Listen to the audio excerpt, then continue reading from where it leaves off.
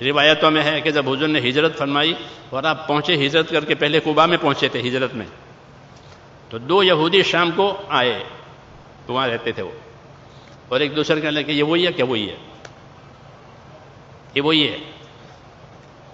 تو انہوں نے فیصلہ کیا کہ موت تک اس سے دشمنی اور مخالفت کرنی ہے، کہ موت تک. چنانچہ ایسا ہی ہوا، وہ آخر تک یہی کرتے رہے. اس لیے وہ یہودی نے کہا تھا ہماری قوم حسد کرے گی، حق پہچانتے ہوئے حق نہیں قبول کرے گی، اپنے آپ کو بڑا سمجھنے کی وجہ، یہ بیماری ہے. تو بات لمبی ہو گئی. ہاں، میں کہہ رہا تھا مینا والی بات.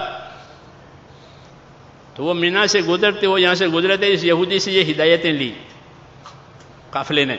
وہ یہودی نے ان کو یہ مشورہ دیا کہ اپنے نبی کی بات ماننا، یہ نبی ہیں، ان سے لڑنا نہیں، ان سے حسد نہیں کرنا. تو وہ اپنے قوم کو پھر سمجھانے لگا کہ دیکھو یہ بھی کہہ رہا ہے، اس نے تو دیکھا بھی نہیں ہے. تو پھر وہی بات کہ ابھی نہیں، بعد میں. یہی سلسلہ شیطان نے چلایا ہے دین کے بارے میں، کہ جب دین کا کام آئے تو ٹالنا، کل کریں گے، اب اس بات کریں گے، بات کریں گے. نمازیں بھی اس میں غائب ہوتی ہے، رکعتیں بھی اس میں نکل جاتی ہے، سب چیزوں میں. یہ تبلیغ میں بھی کہ ابھی نہیں، بعد میں نکلیں گے.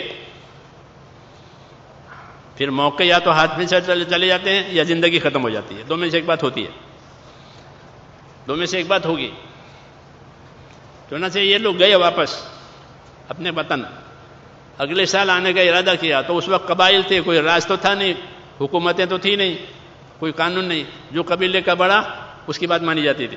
تو قبیلے کے سردار نے کہا اس سال حج کو کوئی نہیں جائے گا. تو وہ سال تو یوں گیا، نہیں پہنچ پائے. اس طرح ہر سال کچھ نہ کچھ ان کے ساتھ ہوتا ہی رہا، اور ان کو موقع نہیں ملا.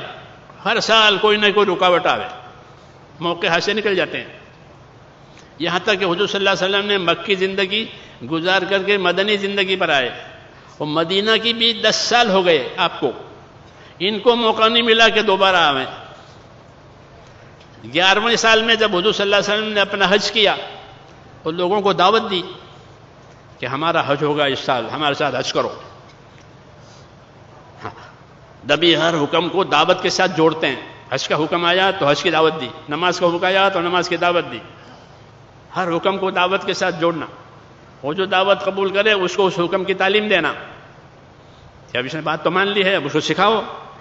تو نبی کا کام ہوتا ہے دعوت دینا، تعلیم دینا، دعوت دینا، تعلیم دینا، تاکہ زندگی حکموں پر آوے، طریقے پر آوے. یہی ہمارا کام ہے کہ دعوت دی اور دعوت قبول کی اور سیکھا کہ اب دوسروں کو سکھاؤ.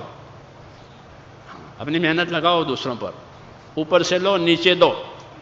تجارت ہوتے نہیں تو تجارت میں اوپر والوں سے لیتے ہیں، بڑے تاجروں سے، اور نیچے چھوٹے تاجروں کو بیچتے ہیں یا فٹ پاتھ پر بیٹھ کے بیچتے ہیں. اوپر سے لاتے ہیں اور نیچے بیچتے ہیں. ان دو کاموں میں اس کی روزی ہو جاتی ہے. تجارت میں ہوتا ہے کہ دین میں بھی یہی کرو کہ اپنے سے زیادہ جاننے والوں سے ملو، ان سے لو دین، اور اپنے سے کم جاننے والوں کے پاس پہنچ کر ان کو دو. تو اس میں کیا ہوگا کہ ہدایت کا انتظام ہو جائے گا، ہدایت ملے گی، دین بنے گا، ایمان بنے گا. اوپر سے لو نیچے دو، کاروبار اس طرح چلتا ہے. دین میں بھی یہی ہے، اوپر والوں سے لینا، نیچے والوں کو دینا. تو حضور صلی اللہ علیہ وسلم نے حج کی لوگوں کو دعوت دی اپنے حج والے سال میں، اور بہت بڑے مجمع نے آپ کے ساتھ حج کیا. اس کو حجۃ الوداع کہتے ہیں. اور فرمایا مجھ سے حج سیکھ لو، حج کے ارکان مجھ سے یاد کر لو. اگلے سال ملاقات کی امید نہیں ہے، اپنی موت کی اطلاع دی، اپنی وفات کی اطلاع دی کہ اگلے سال امید نہیں ہے کہ میں آپ سے ملوں اور آپ مجھ سے ملیں. اس لیے اس کو حجۃ الوداع کہتے ہیں. وداعی ہو گئی، امت کو رخصت کیا. تو بہت مجمع حج میں آیا اور لوگوں نے آپ کے صحبت سے حج سیکھا، پھر اس کو یاد کیا، پھر حج کے احکام چلائے. ان لوگوں کو اس کا موقع نہیں ملا کہ وہ آئیں. وہ ایک آدمی جس کو اندر چٹک لگی تھی وہ آیا حج میں، میں اس طرح اس کا نام تھا، وہ ملا آپ سے. پوچھا مجھے پہچانا کہ ہاں پہچانا، میں ایسا رہا، مینا میں ملے تھے اتنے سالوں پہلے. کہنے لگا یا رسول اللہ جتنے لوگ میرے ساتھ تھے قافلے میں اس عرصے میں ایک ایک کر کے سب مر گئے، ایک بھی نہیں بچا ہے. اللہ نے میری زندگی لمبی کر دی، مجھے موقع ملا کہ میں آپ سے ملا ہوں. اب حضور صلی اللہ علیہ وسلم کی زندگی میں 3 مہینے رہ گئے ہیں حج کے بعد،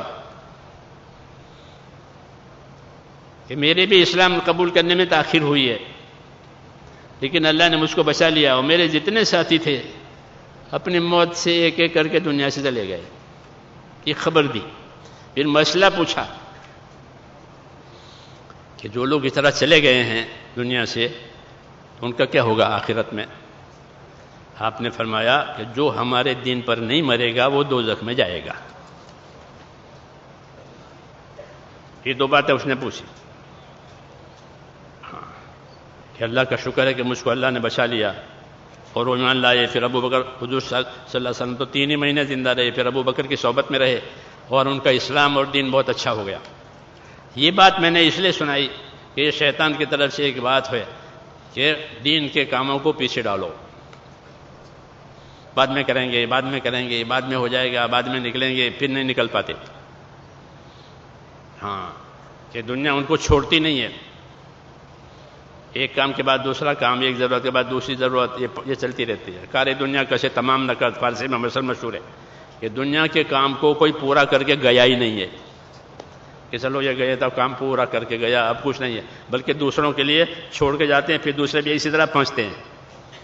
ہاں کہ دنیا کا کام پورا کر کے کوئی گیا ہو کیسا نہیں ہے، وہ مسئلہ چھوڑ کے جاتا ہے، مسائل پیدا ہو جاتے ہیں پیچھے والوں کے لیے. ایسے دنیا کا جھنجٹ ہے یہ.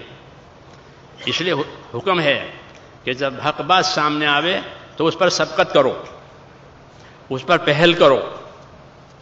اللہ تعالیٰ سبقت کرنے والوں کو، پہل کرنے والوں کو پسند کرتے ہیں، ان سے اللہ محبت کرتے ہیں. اور جب کسی کام پر قدم اٹھایا کہ اب اس سے پیچھے نہ ہٹے، اب آگے بڑھے اور اس پر قائم رہے.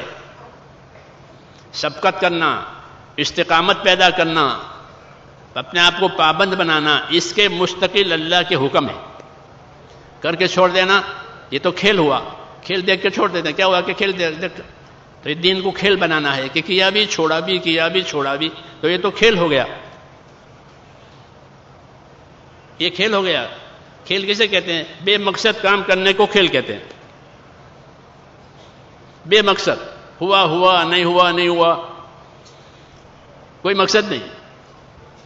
یہ کھیل کے دین کو کھیل بنایا ہے کہ جو دین کو کھیل بنائے گا وہ اپنی دنیا سے دھوکہ کھائے گا. کہ دین تو ملا نہیں اور دنیا نے ساتھ دیا نہیں، تو ادھر سے بھی گیا ادھر سے بھی گیا. کہ جو دین کو کھیل بناوے گا وہ اپنی دنیا سے دھوکہ کھائے گا. کیونکہ اس وقت دنیا سامنے ہے، پھر یا تو یہ دنیا سے خود رخصت ہو جائے گا یا دنیا اس کے پاس سے رخصت ہو جائے گی. دونوں میں سے ایک بات ہونے والی ہے. اس لیے دین میں یہ حکم ہے کہ جب کام سامنے آوے، حکم سامنے آوے، اس کا نفع نقصان سامنے آوے تو کیا کرے؟ کہ سبقت کرے، کہ میں پہل کروں، میں پہل کروں. کیوں کہ اللہ نے سبقت کرنے کا حکم دیا ہے. سابقو کہ آگے بڑھو، کہ کہاں؟ کہ اللہ کی مغفرت کی طرف اور اللہ کی جنت کی طرف، یعنی حکم میں پہل کرو.